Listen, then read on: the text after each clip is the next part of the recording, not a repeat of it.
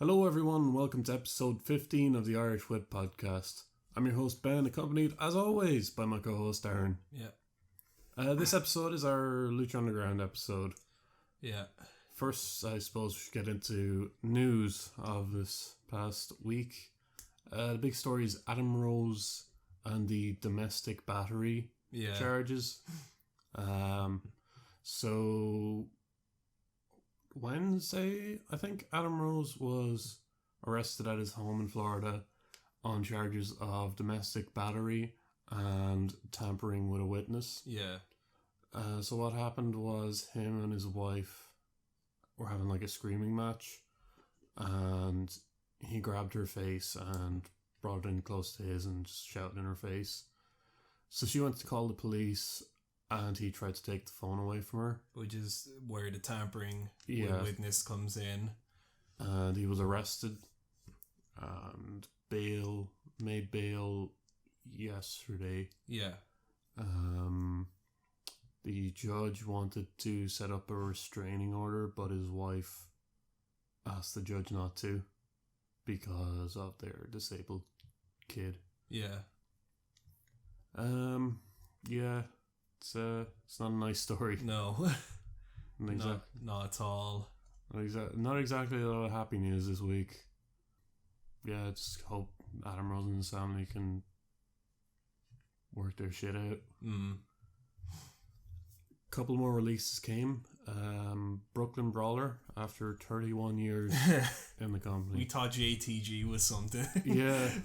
Brooklyn Brawler, the real MVP of fucking hide and seek in this company. Yeah. Do you think they looked through their papers and saw Brooklyn Brawler's name still on the the registered fighters? And they were like, what? Wait, what? How did he? No, he was like a backstage personnel. He was, I believe he was like in charge of producing like backstage vignettes and stuff, and had been doing so for years. And it's kind of shocking.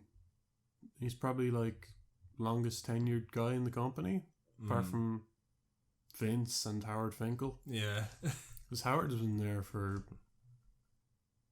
If he's still there, then he's been there for even longer than Brooklyn Brawler. He's been... Fairly sure he was announcing at like WrestleMania 1. Yeah. So... also, Christian has been released from his workers contract. His wrestler's contract, yeah. I imagine he's probably immediately signed a Legends contract. Yeah. Well, he's still got the Edge and Christian show. Yeah. If it gets renewed, he's going to come back for that. Yeah. So, I imagine they keep him on as backstage Legends guy. Like Edge or Mick Foley or one of those guys. Dolph Ziggler's brother has been arrested on charges of murder. Yeah, we said burglary. We said last podcast he was being hunted. I think we talked about it, but I don't think we talked about it on the podcast. Did we not? Maybe like an episode before. Maybe. I remember us talking about how he was on the run. There was a warrant out for his arrest for a murder committed back in January. Something like that. I didn't look too closely on this. Yeah, it's... I don't know. Just... Best wishes to like Ziggler's family. Yeah. And the family of the guy who was murdered. Not really a lot to say here. Into the injuries list. Into the injuries. The main event. Yeah. There's... I think... On like a conference call this week, Vince said that there was like 17 people injured. Yep. Which is ridiculous. That's because they make them work almost 7 days a week now. Yeah. New injury to that list, AJ Styles. Yeah. Who has been pulled from house shows this weekend. For a back injury. He's had this like nagging back injury for a while. Yeah. And it's flared up again. Yeah. So... It seems like it's not serious, and they're taking him off the shows as a precautionary measure. For Extreme Rules. Yeah, to keep him fresh for Extreme Rules. Like, if we don't see him wrestle Monday, that we know that they're keeping him for Extreme Rules. Yeah. And then Nick Jackson from Young Bucks. I think it was Ring of Honor New Japan. I think it was a Ring of Honor show. Yeah, he was supposed to wrestle on a Ring of Honor show about an hour before it was changed around because he apparently has like a broken rib. Yeah. So I think that wraps it up for news. Yeah, there's nothing else news-wise. So far. TNA news. TNA's been pulled from their reruns. The replays have been pulled from Pop. Yeah, that's it. Yeah. Hasn't been any updates on like their sales situation. No. I don't know if they end up closing, we're gonna review their very last show. Just Do you think they'll steal the WCW ending? They bring back in like Sting and Ric Flair and have them wrestle again. They wrestle the exact same match that they've been wrestling for like 30 years. Yeah, they could do that. I wouldn't mind. Like they'd still like that match is good. It's the same match. It's always the same match, but it's a good match. Yeah. So I think we can dive straight into Lucha Underground. Yeah. So we got a lot. Yeah, we're gonna do this episode by episode. Yeah. Everything's got their own thing to it, so it's easier to say it that way. The first one we're starting with is Cage in a Cage. Yeah. When last we left off, the monster Matanza had been chucked through Dario Cueto's office. Yes. 2 of the Gift of the Gods medals had been given to Aerostar and Texano. Yeah. And there was a Trios championship match scheduled for this show, Cage in a Cage. Show opens with a Cage in a Cage match. Yeah. Johnny Mundo versus Cage. The Cage Machine. With Taya outside. Yeah. Big spots from this match was like the Cage or Mundo... The kendo stick sequence. Yeah. Where Taya ends up trucking a kendo stick into the cage. Yeah. And Brian Cage grabs it. I'm just going to call him Brian Cage because this is going to get confusing. Yeah. Brian Cage grabs it and starts swinging it at Mundo. And Mundo starts like Spider-Manning around the cage. Yeah. This is the best way I can describe it. To avoid the shots. Yeah. Do you know what I really liked is in this match, Matt Striker explained why kendo sticks hurt so much. Yeah, that actually. no one has ever done, as far as I remember. He actually explained why kendo sticks hurt when you get hit with them. Yeah. Which made it a lot more painful for me to think about when I saw the guys getting hit with it. Well, obviously getting hit with something would hurt, but he went into detail about how this Yeah, when it hits you, it grabs your skin and pulls at your skin. It pinches you and just tries to pull your skin off the bone, basically. Yeah. So when he explained that, I was like, oh, that's why kendo sticks hurt so much. Because no one ever explains why they hurt.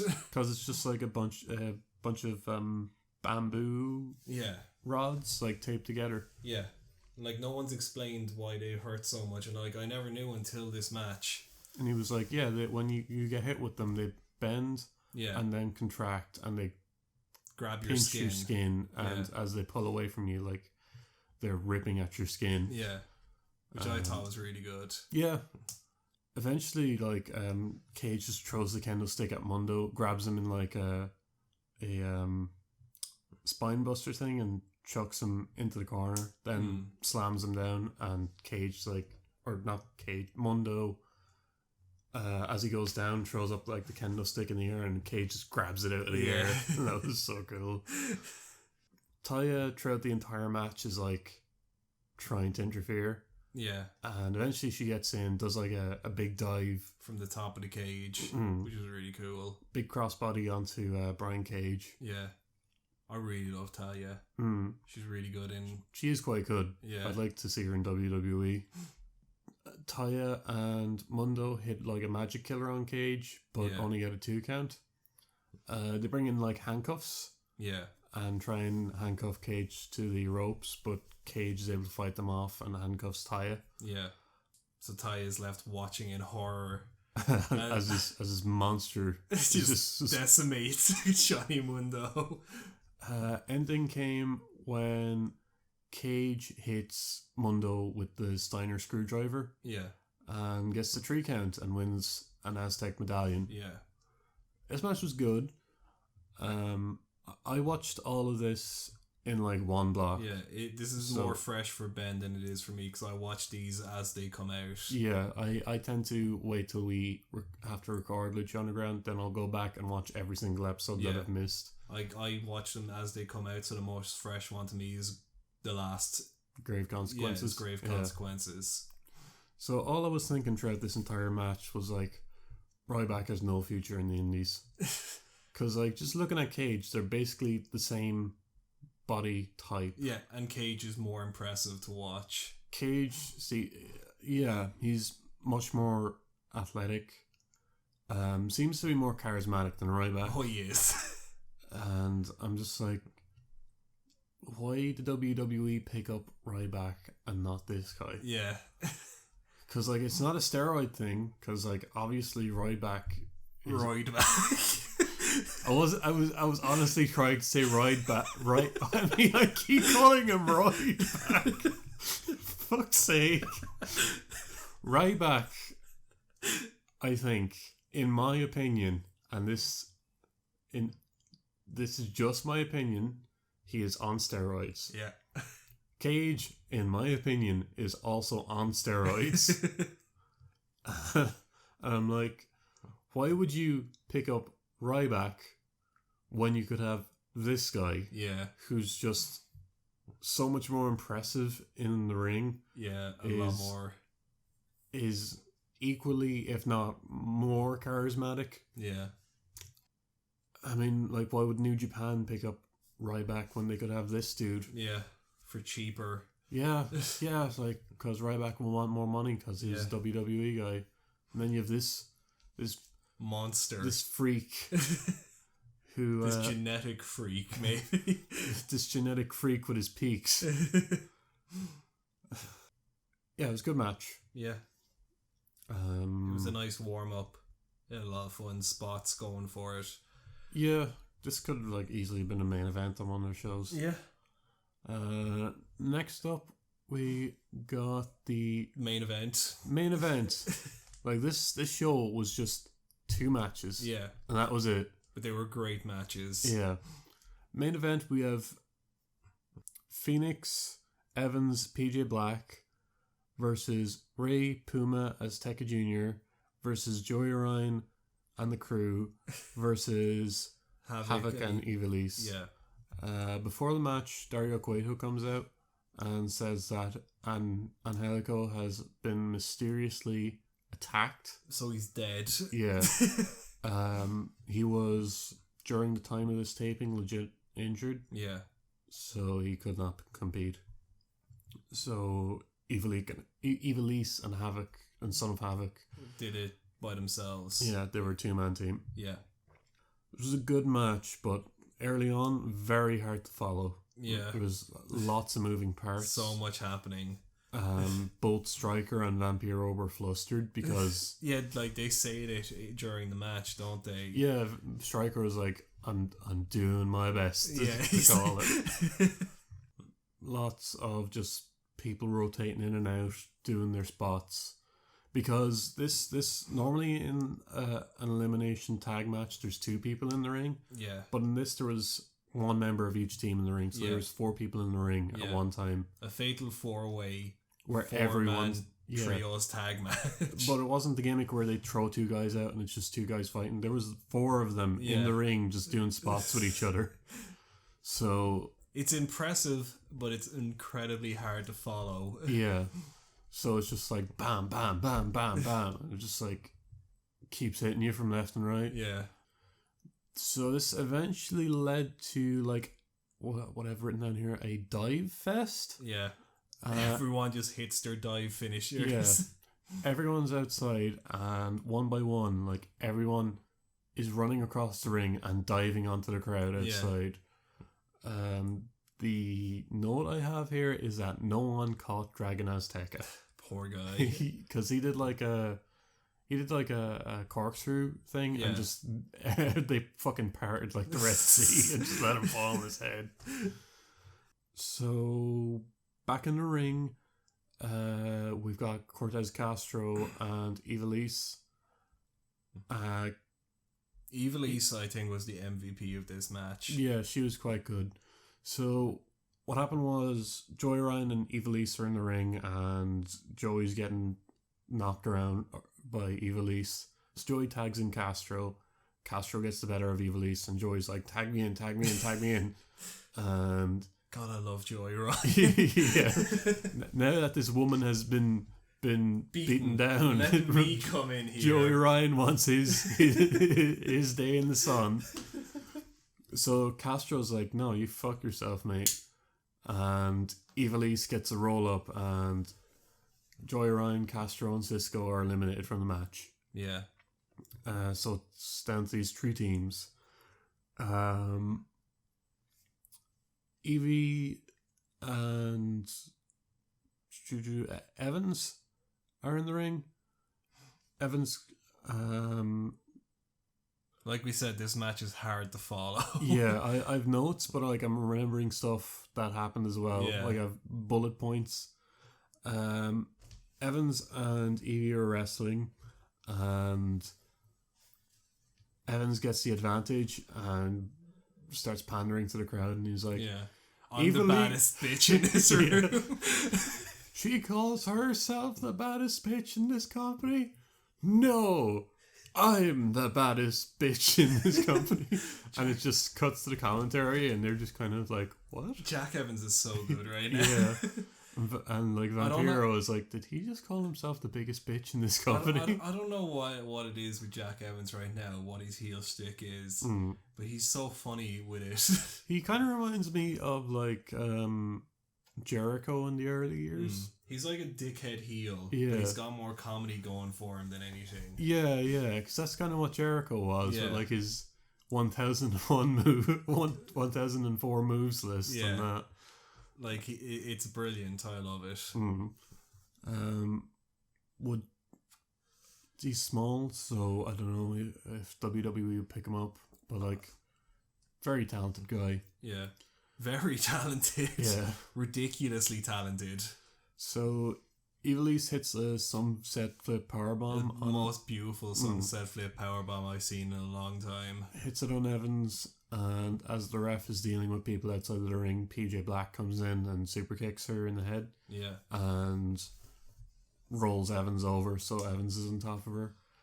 And Evans gets the pin on Ivelisse. Yeah. And Ivelisse and Son of Havoc are eliminated from the match, meaning that we're going to get new tag champions. Yeah, trios titles right tonight. So we're left with Ray, Puma, and Azteca versus Evans, PJ, and Phoenix.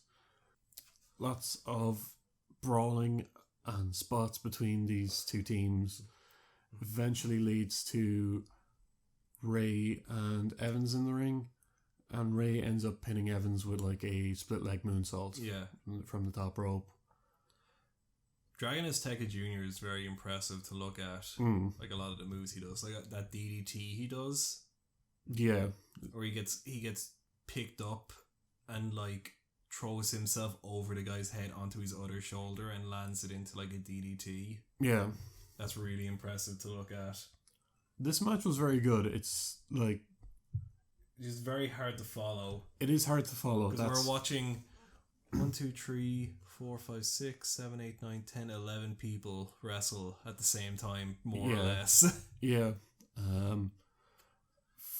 It's... You could follow what was going on, but like you couldn't call it as it was happening. Yeah. Like I've bullet points, but like I couldn't keep up and had to rewind now and then. Yeah. Like there was too much happening for me to write it all down. Yeah. It was a good match, and I'd recommend anyone who hasn't seen it go and watch it. Yeah. So we got Ray, Puma, and Azteca Jr. as the new Trios title tag team champions. I'm happy enough with that. Yeah. Give Ray something to do. It's a safe spot for Ray as well. Yeah. because he's getting on in years, and keeping him in like a tag team lets him alleviates a lot of the brunt that he would have to do in a match. Yeah, and both Puma and Azteca Jr. are getting like the rub from being with him in a team. Yeah, because like they're both very impressive. Yeah, and Ray is generally considered like the granddad of luchador wrestling, the king of luchador. Well, like he's the most successful luchador wrestler. Yeah, I don't think there's any argument there. Yeah, like maybe in Mexico you've got El Santo is like might be more iconic, but you got like La Parca, La Parca, like. But like worldwide, I mean, Ray is the most recognizable. Like you go to Spain, you find Rey Mysterio knockoff T-shirts next to the John Cena knockoff T-shirts. Yeah, it's a Sin Cara one with the penis on it. Yeah. So show goes to credits, and we get an after credits scene. I love the after credit scenes in Lucha Underground. Yeah, they don't always do them, but when they do, they're quite interesting. Yeah. So we get to like this shadowy robed figure in a room. It's like one of those Japanese prayer houses or something. Yeah, kind of like a tea house or something like that. So this dude is calling out for Pentagon. Pentagon appears on a little Zeb Coulter style scooter, and the hooded figure is Vampiro. And he's like wearing all the Vampiro makeup and that. Yeah. He's telling Pentagon to stand up. Yeah. And Pentagon's been taken out by Matanza. Yeah. He had like all of his stuff broken. Yeah. Dario Cueto told him to destroy Pentagon. Yeah. And he did. So Pentagon tries to stand up, but he collapses. Yeah. Or no, I should say before that, Vampiro tortured him. He poured hot candle wax over him. Over his mask though. Yeah. Pentagon tries to stand up but ends up falling. And Vampiro tells him he is weak. And we fade to black. Yeah. And that was episode 14. I have a feeling that, well, we'll get into it later on when we get to the grave consequences. Of a feeling over what that story is going to go to.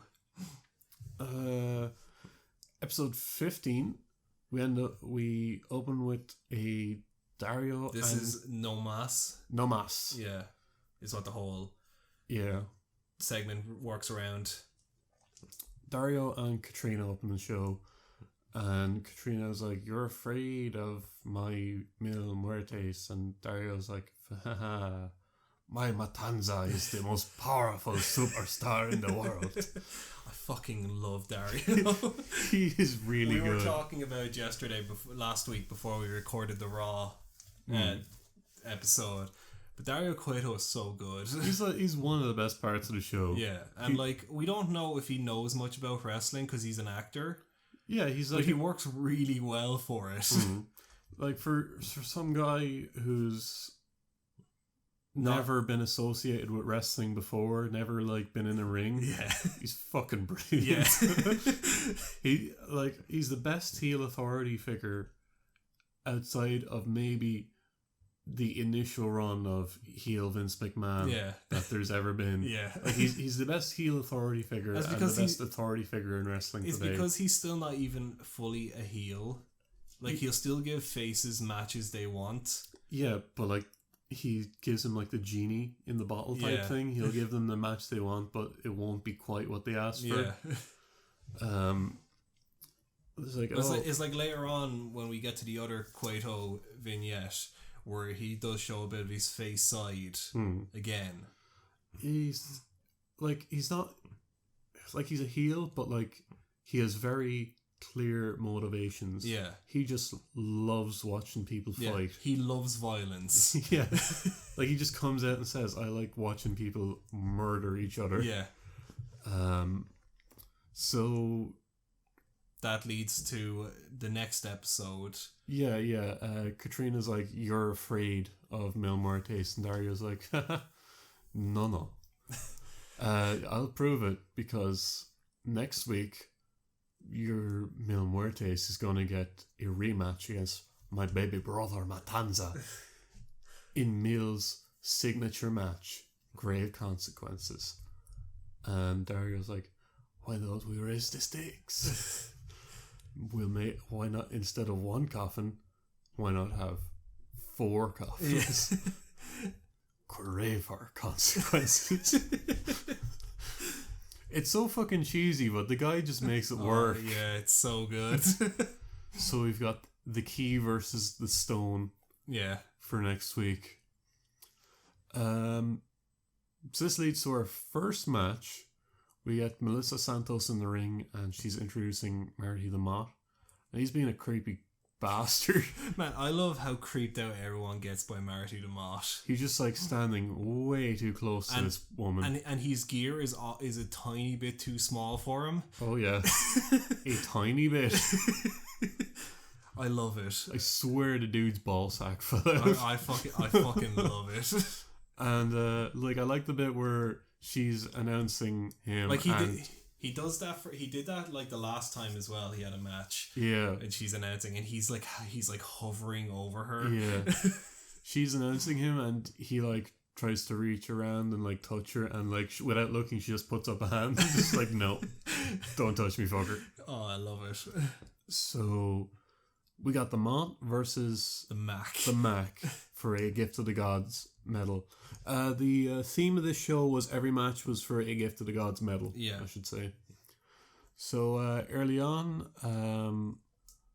Moth, as Mac is entering, Moth jumps out and tries to sit him, and Mac rolls into the ring. And Marty jumps up, and Mac cracks him in the head. They roll back into the ring. Or no, the Mac hits like a big dive. They roll back into the ring. Mac hits not the Three Amigos. He hits him with like a suplex, a gut wrench suplex, and then like a German suplex. Yeah. Or did he just hit the Three Amigos? Someone hit that spot, and someone just hit the Three Amigos. A very Three Amigos spot. Yeah, it was a Three Amigos tribute anyway. Mac gets the win in the quick match after he hits a stunner, and Moth does like the Scott Hall like stumbling bit, and Mac is just like, okay, I'll hit you with another one, and picks him up in like a fireman's carry and does like an F5 into a stunner. It's great. I love the Mac. Yeah. We were saying it like Mac is very weird because you look at him and you think he's a jobber. Yeah, but he's actually really good. Yeah. Like he's winning matches, and he's in one of the 3 biggest stories of Lucha Underground this season so far. Yeah, I like seeing the Mac. Looks like Junkyard Dog, moves like Stone Cold. Moves better than Stone Cold. We got a Katrina King Cuerno backstage locker room bit. Yeah. Where Cuerno says, this sets up for a match between Cuerno and Sinestro de la Muerta, the surviving member of the Trios tag team. Yeah. Also for a Gift of the Gods match. Not Gift of the Gods match, Gift of the Gods medal. Yeah. Not really much with this match. Oh, we there was another segment in between. Yeah. We got Sexy Star and Dario. Sexy comes into Dario's office, and Dario's like, we don't always get along, but I respect you. Yeah. And something has happened to you. I can see the look in your eye. I've seen it myself when I used to look in the mirror. And he's like, tonight you're gonna get your revenge. This entire segment is so weird. Yeah. It's such a somber segment. He gets up from his desk, walks around, and like squats down in front of her, and is like eye to eye with her, and is like, tonight you're gonna get your revenge. You're going to do to Mariposa what she did to you. It'll be a no mas match, which is basically an I quit match. Yeah. And then he's like, when you break her, when she finally says no mas, don't stop. Yeah. And then it led to Cueto telling Sexy Star the story of how he killed his mother. Good little promo. Dario's really talented. Yeah. Sinestro de la Muerto with Katrina versus King Cuerno. Yeah. Short enough match. Yeah, not really much happened with this match. No, nothing really happens. Katrina interferes and distracts Cuerno, which allows Sinestro to get the upper hand. Yeah. Sinestro wins when Cuerno is bent over, and Sinestro hits a springboard Faymaster and gets the 3 count. So Sinestro has another Gift of the Gods medal. Yeah. Another backstage segment. Masquerade Sagrada in the gym.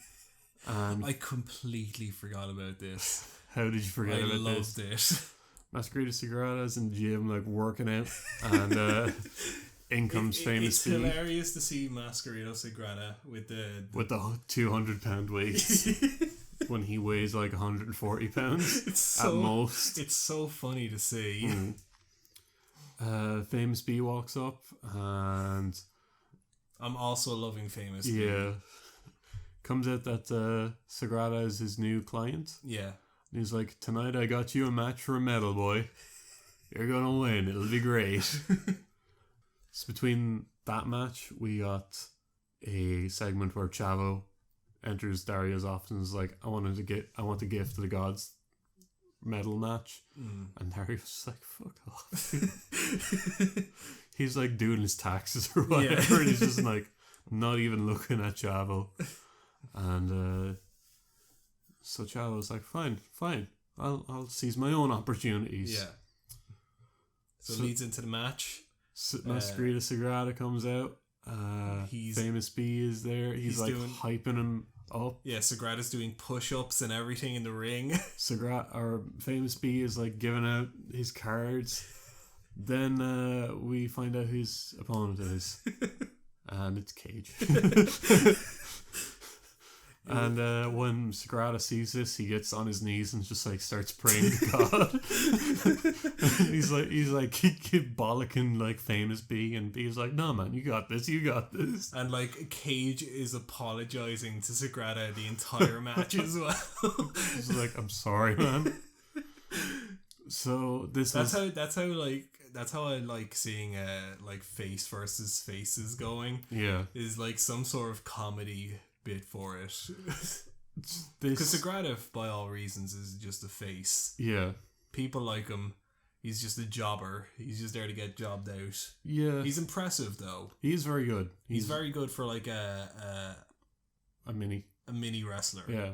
But in Mexico, mini wrestlers are more respected. They're their own attraction, but they tend to lean towards comedy. Yeah.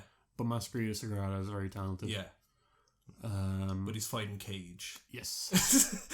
Who 20 minutes ago we were gushing over. Yeah.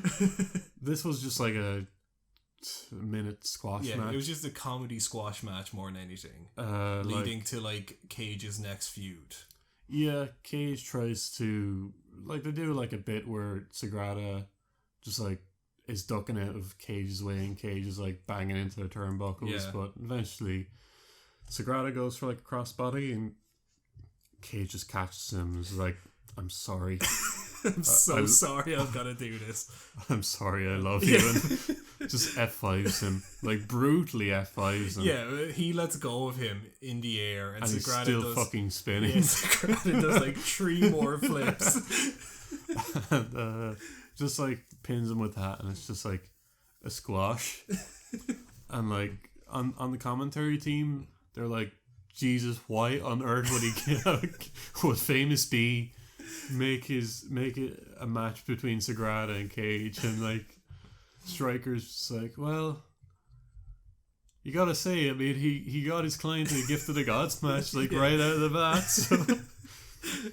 So after the match, Famous B and Brenda? Is that the woman's name? I can't remember the name of his like second. They're in the ring and they're like tending to Sagrada, and Cage comes over and he's like, "Is he all right?" And while they're like back and forth, Chavo runs down and steals Cage's medallion. Yeah, and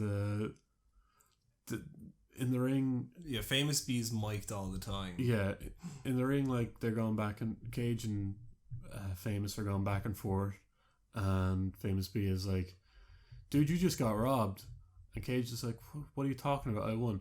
"No, dude, you just got robbed." Like points, and it's Chavo up the stairs with the medallion. He's like, "Ah." So that's going to be Cage's next feud. Yeah, him versus Chavo for a bit now, I'd say. Take his medal back. Yeah, basically the Intercontinental run that was going on. Yeah, at WrestleMania 31. I bet it's going to be the same kind of thing. Yeah, probably. It won't be bad. It's Cage and Chavo. Chavo's pretty talented, and Cage is really talented. Yeah, like Chavo gets a lot of shit, but he is a good wrestler. Yeah, he's not the best. I don't know, but he's very good.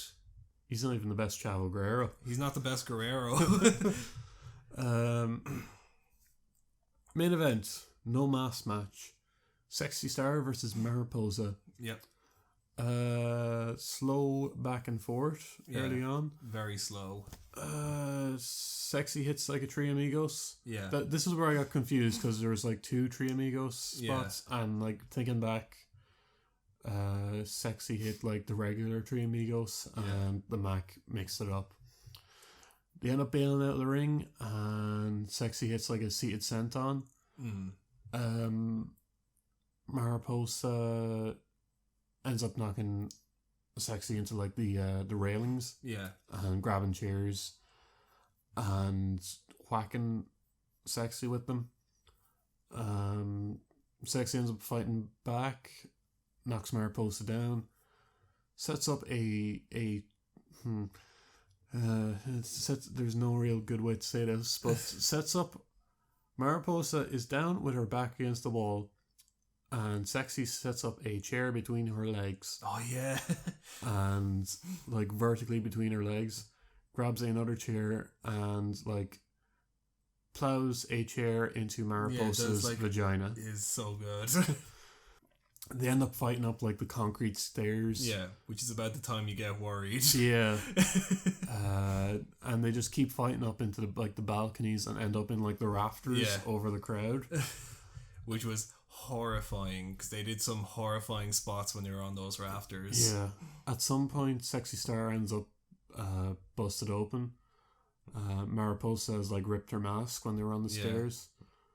They end up fighting back down with. So when they're on the rafters, one of the spots that really got me was Mariposa had Star in a sleeper hold and was dangling her over the thing. And like Vampiro stopped commentating so he could like move out of the way. Because like no one could see what was happening in the rafters. Yeah, it was kind of like I didn't see the spot where she got blood. Yeah, but I assume there was something up there. You couldn't really make out a lot of what was happening in the rafters. Yeah, like even the cameras weren't properly set up for it. Yeah. They end up fighting back down to like the balcony area, with Sexy Star getting the better of Mariposa. Yeah. And at this stage, Marty the Moth appears. So, Mac comes in and makes the save. Yeah, before Moth it starts attacking Sexy Star. Yeah. Mac appears out of nowhere. And just like fucks the Mac through like a wooden door. Yeah. It doesn't break the first time. He hits him like 4 times through this door until it busts open.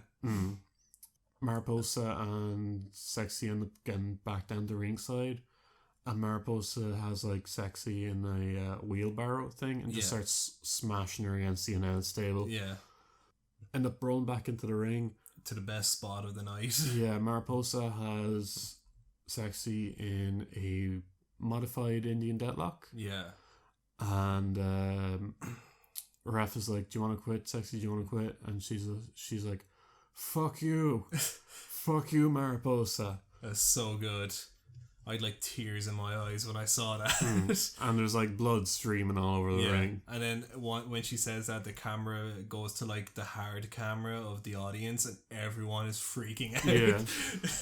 And it showed uncensored because apparently they got like permission from El Rey. Yeah, to have "fuck you" in it. Moth and Mac end up back out, brawl again, and end up going to the back. Or no, Mac sends Moth to the back, and Mac doesn't interfere with the match, but he's like, "Fucking get her." Yeah.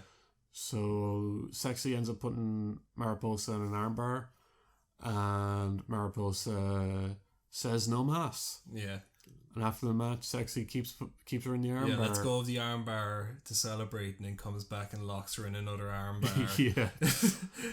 And it ends with Mac and Star celebrating. Yeah, this is a good match, like a 20-minute match. Yeah.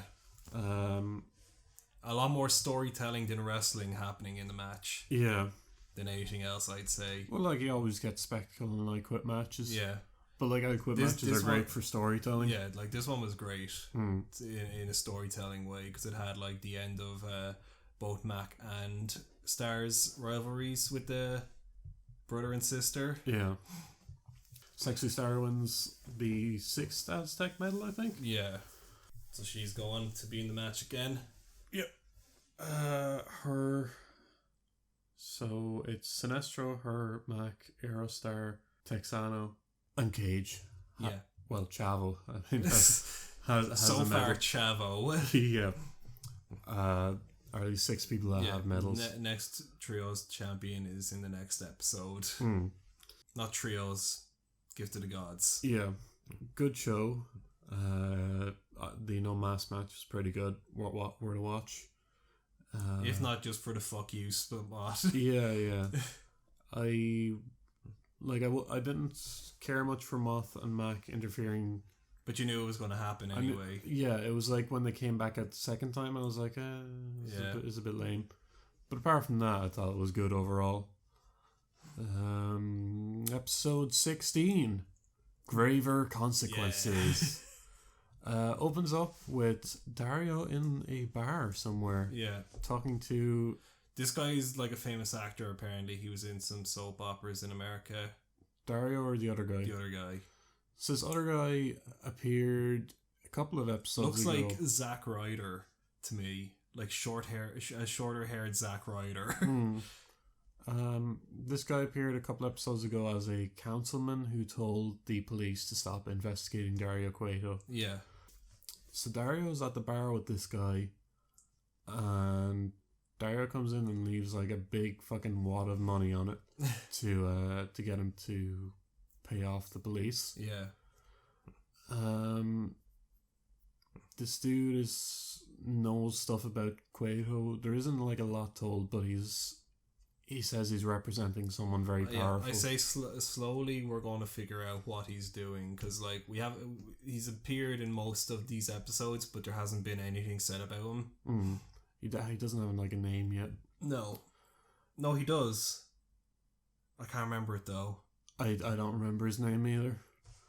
But anyway, Dario pays this dude off.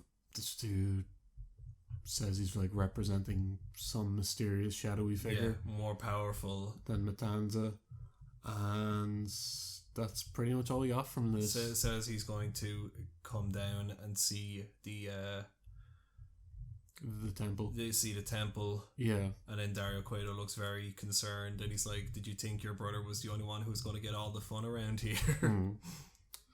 So show opens with our first match. Cisco, Castro, and Joey Ryan in a triple threat for the Gift of the Gods medal. I'm loving Joey Ryan on Lucha Underground. I lost my mind when I saw he was announced. Yeah. And now that I see him there, it blows my mind every time. So early on, Joey gets knocked outside by Cisco and Castro. The star was my favourite though, as Joey Ryan has the lollipop and throws it. Yep. And one of the guys is like a distraction and attacks him. Right, like the Scott Hall toothpick. Yeah. Castro and Cortez are spent, like, this is a short match, it's like 3 minutes maybe. Castro and Cortez are in for like 2 minutes, are in for all of the match, and Ryan is outside almost immediately. So they're wrestling, and eventually Ryan rolls back in and wins with like a roll up. Yeah. And Ryan seals the Aztec medallion. Yep. Katrina and Mills segments. In this segment, Katrina says she is at least 197 years old. Yeah. Something like that. The bit that got MVP fired. Yeah. She's just going on about how tonight you're going to destroy the monster Matanza. And Mill is just like sitting there, just like breathing heavily. Yeah. So they leave. Like any of us would if Katrina was that close to us. It's telling us we have to have a match against Matanza. You could get like 5 of us to come up and like, you're fighting Matanza, like, fuck you, I'm not doing that. Nope. So they leave, and after they leave, King Cuerno comes out. He's been hiding behind a statue, and it looks like he's hunting Katrina. Very confusing. Rey, Puma, and Azteca versus Ivelisse, Son of Havoc, and Johnny Mundo. It's very weird. It's a face versus face match for the most part. Yeah. And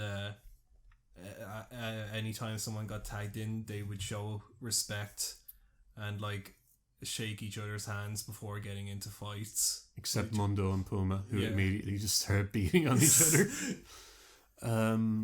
Mundo replacing Angelico, who was injured at the time of recording. Yeah.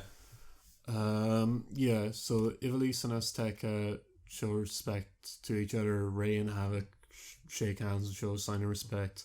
Mundo and Puma, they don't even go for the handshake. They just start slapping the shit out of each other. Yeah, at the start, Ivelisse like rolls her ankle or something like that. Yeah, she's doing a kip up and like stumbles on it, and she hurt her ankle there. And she's out for most of the match at that point. Then I know she is injured now, so I don't think that was like a storyline. Yeah, so when she was leaving, Azteca shook her hand before she tagged in Cage, or not Cage. Rey. Yeah. Or no, not Rey. I'm pretty Havoc. Sure. She tagged in Havoc. Yeah. Azteca and Havoc were very impressive. Both really athletic. Eventually, like, Rey is in the ring with Mundo, and Rey has Mundo set up for like a 619, and he's on the ropes, and Evie grabs his leg, and Rey turns around and is like, what the hell? So while he's distracted, Mundo does like a springboard enziguri, and he's trying to hit Rey, but he ducks out of the way and he ends up kicking Evie in the head. Yeah. Dragon Azteca hits like a Hurricane Rana on one of them to like the fence outside. I think it was Mundo. He does like a Hurricane Rana and like propels Mundo into like the railings outside. Yeah. Finish came with Rey hitting a 619 on Son of Havoc and tagging Prince Puma in and being like, fucking hit him with your move, kid. Yeah. So Puma hits him with like the 630, and Rey, Azteca, and Puma retain the trios titles. Yeah. Good match. I preferred last week's though. Yeah. I thought there was some fun stuff in this one. I did like the show respect spot between like the faces, and then Mundo comes in and he's just like fucking slapping people. Even when they're shaking hands, you can hear Mundo in the back just going, "What are you doing?" He's just like, for fuck's sake, slap him. This leads into our main event: Graver Consequences. Yeah, Matanza versus Mil Muertes for the Lucha Underground title. They bail out early on and are brawling on the outside. Yeah, most of this match is very much like grudge match levels of violence. Yeah, there is a bit of like ECW weapon spots. Yeah. Early on, Matanza has the upper hand, and Katrina breaks a chair on his back. Yeah. Matanza turns around and grabs her by the neck, and this sets up for Muertes to spear Matanza straight into the crowd. It was deadly spot. Yeah. There's like a bunch of different powerbomb on the coffin spots from that coffin guys. Like was like crumpled. Yeah, caved in. Matanza starts unscrewing the turnbuckle. Yeah. On the bottom rope, and this was mostly just so they could fit the coffins in the ring. I realized afterwards. Yeah. They're fighting on the apron, and Matanza hits Muertes hits a flatliner onto Matanza. Yeah. Onto 3 coffins that they have set up. It was brutal looking. They end up getting the coffin into the ring. Matanza hits the Bam Bams on Muertes. The Bam Bams is just for people who don't know, because that's what it's called, but I don't think people would know what it is. It's like the 3 amigos, but with gut wrench suplexes. Yeah. Those are called Bam Bams. He hits 2, and Muertes like fucking flips over him and lands on his feet for the 3rd.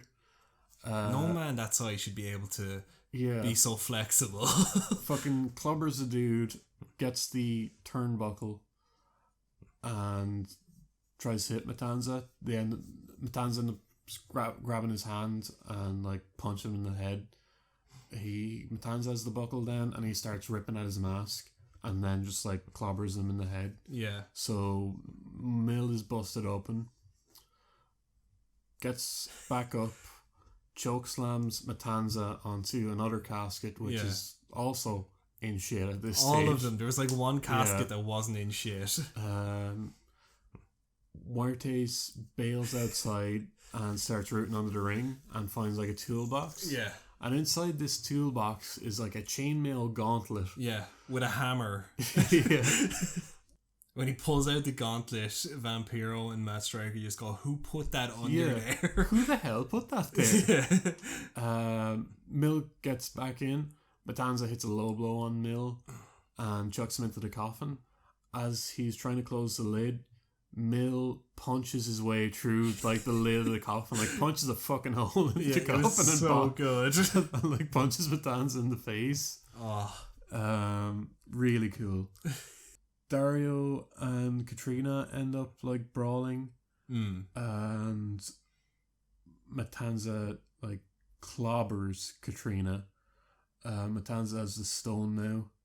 Yeah, and like chucks Katrina in the coffin with the stone. Muertes hits like a big dive on Matanza after he puts Katrina in the coffin. There's another powerbomb on the coffin spot.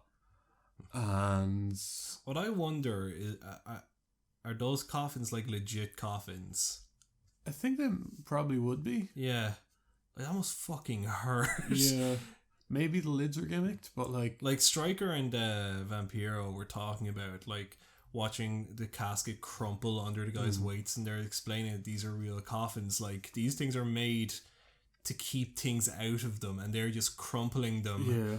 They're probably like an aluminium compound or something like that. I don't know. I haven't a clue. I was wondering when I was watching the mask. Because like they were struggling to fucking move him around to get him in the ring and that. Match ends with Matanza hitting the Wrath of the Gods on Muertes and chucking him in the coffin with the Wrath of the Gods. Yeah, on the like rebound where he'd usually drop the guy, he drops him into the coffin. Yeah. But like he's so exhausted at this point that he like falls to his knees and ends up in the coffin himself, like halfway. Yeah, the lid comes down on him. Gets back out and just slams the lid down on Muertes. Yeah. As the guys, what are they? The Faces of Fear? Yeah. The basically the coffin people who are bringing people to hell. They come back out for Muertes' coffin. Oh, we're missing one spot though. Is when they're celebrating. Dario Cueto goes over. Yeah, I was just gonna say. Opens the casket that Katrina's in, and it's empty. Yeah, and Cueto is just like, what the fuck?